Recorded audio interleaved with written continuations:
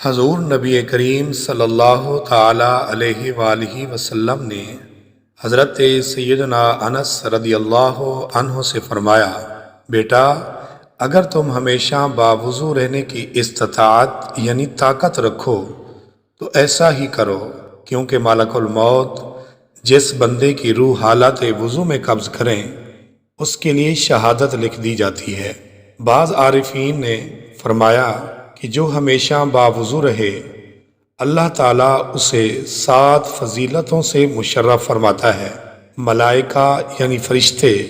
اس کی صحبت میں رغبت کریں، قلم اس کی نیکیاں لکھتا رہے، اس کے اعضاء تسبیح کریں، اس سے تکبیر اولیٰ فوت نہ ہو، جب سوئے